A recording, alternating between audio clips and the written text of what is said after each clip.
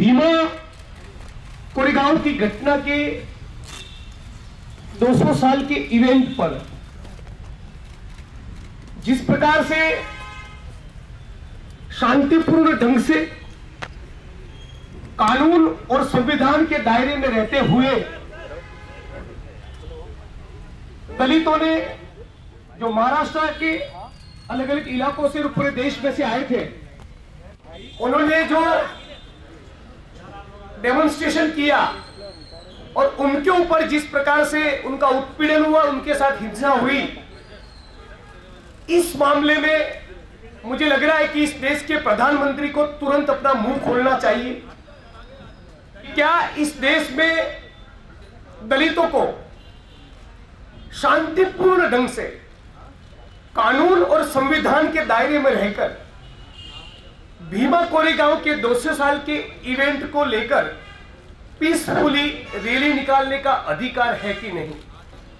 जो खुद को अंबेडकर भक्त कहते हैं, ऐसे इस देश के प्रधानमंत्री इस मामले में खामोश क्यों? उनके प्रधानमंत्री बनने के बाद रोहित वेमुला की सांस्थानिक हत्या हुई, ऊना की घटना हुई, सहारनपुर में दलितों के घर जलाए गए, इस मामले में संघर्ष कर रहे क्रांतिकारी साथी चंद्रशेखर आजाद रावण को जेल में डाल दिया, और अब भीमा कोरेगांव में इस प्रकार से हिंसा होती है। इन सारों में से एक भी मामले में उनकी ओर से या तो खामोशी दिखती है या तो कोई भी कॉन्क्रीट एक्शन नहीं दिखता। अब वक्त आ गया है इस देश के प्रधानमंत्री और इस देश की सरकार, खासतौर पे केंद्र की सरकार, ये बोले, अपनी पोजीशन क्लियर करे कि आखिर इस देश में से जाति व्यवस्था खत्म हो, जाति निर्मूलन हो और दलितों के साथ किसी भी स्वरूप का उत्पीड़न ना हो। इस मामले को लेकर उनकी कोई कमिटमेंट है कि नहीं? अहमदाबाद से ऊना की यात्रा लेकर हम लोग जब निकले, तब भी उस रैली के ऊपर, उस यात्रा के ऊपर, उस प्रोसेशन के ऊपर हमला हुआ, गाड़ियों के कांच तोड़े गए, लोगों के सिर फोड़े गए।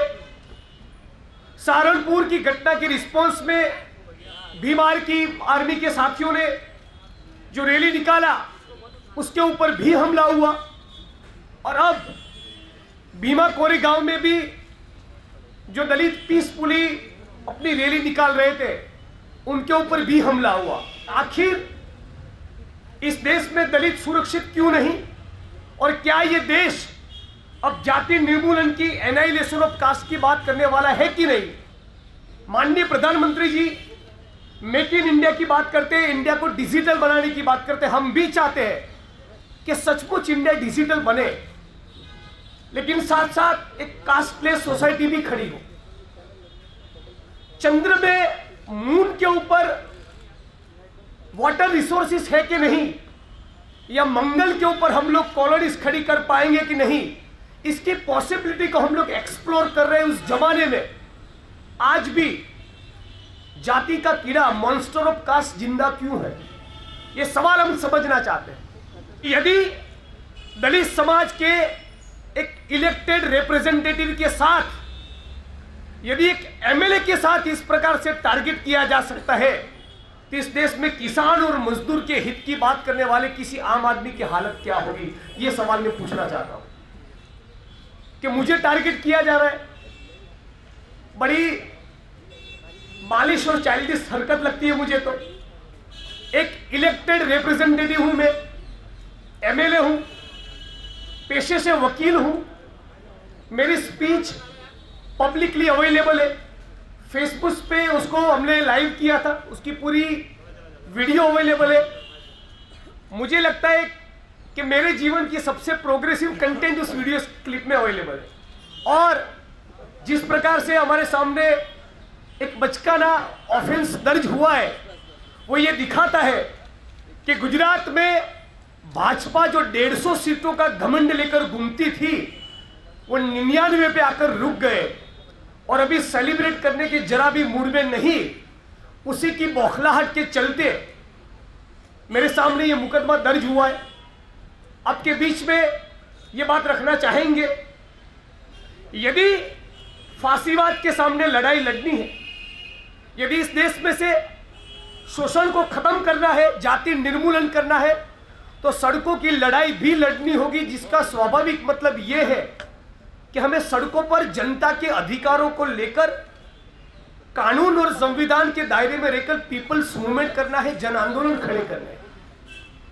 भीमा कोरेगांव के लोकेशन के ऊपर, उस स्पॉट के ऊपर मैं गया ही नहीं हूं। एक, मेरी स्पीच का कोई भी हिस्सा किसी भी कानून की किसी भी प्रोविजन के मुताबिक प्रोवोकेटिंग या इन्फ्लेमेटरी दूर दूर तक नहीं है। दो, तीसरी बात, महाराष्ट्र में जो बंद कॉल दिया गया, महाराष्ट्र में मौजूद होने के बावजूद मैंने उसमें पार्टिसिपेट नहीं किया।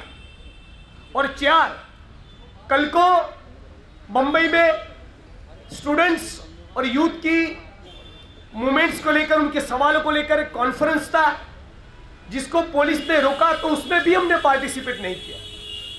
तो मैं भीमा कोरेगांव गया ही नहीं, एक भी प्रोवोकेटिव वर्ड बोला भी नहीं, बंद कॉल में पार्टिसिपेट नहीं किया, तो मेरे चलते हिंसा कैसे हुई, ये सवाल मुझे समझ में नहीं आ रहा। हम यही अपील करते हैं, क्योंकि हम चाहते हैं कि सचमुच महाराष्ट्र में रूल ऑफ लॉ लागू हो, पीस मेंटेन की जाए, लेकिन भीमा कोरेगांव में जिस दलितों के ऊपर उत्पीड़न और अत्याचार हुआ, उसके सामने भी सख्त कार्रवाई होनी चाहिए। और बार बार कह रहा हूं कि मैं कानून और संविधान के दायरे में रहकर ही काम किया है, इसलिए अपील करता हूं कि यदि मेरे सामने फॉल्स प्रिविलेज कंप्लेंट जो हुई है, उससे चलते यदि कोई भी आहत हुआ है, ऑफेंड हुआ है, फिर भी वो सड़कों पर ना उतरे। गुजरात, महाराष्ट्र और पूरे देश के दलित आंदोलन की ओर से, प्रगतिशील आंदोलन की ओर से और युवा वर्ग की ओर से मेरी बात को खत्म करते हुए इतना तो जरूर कहूंगा कि यदि इस प्रकार से गुजरात और महाराष्ट्र में दलितों को प्रताड़ित किया गया और मुझे व्यक्तिगत तौर पे टारगेट करने की, मेरी इमेज को टार्निश करने की कोशिश की गई, तो माननीय प्रधानमंत्री जी 2019 में आपको जमकर मजा चखाएंगे, ये भी कह देते हैं। साथ साथ ये भी कहना चाहते कि सामाजिक न्याय की लड़ाई, उसके साथ कोई कॉम्प्रोमाइज नहीं होगा।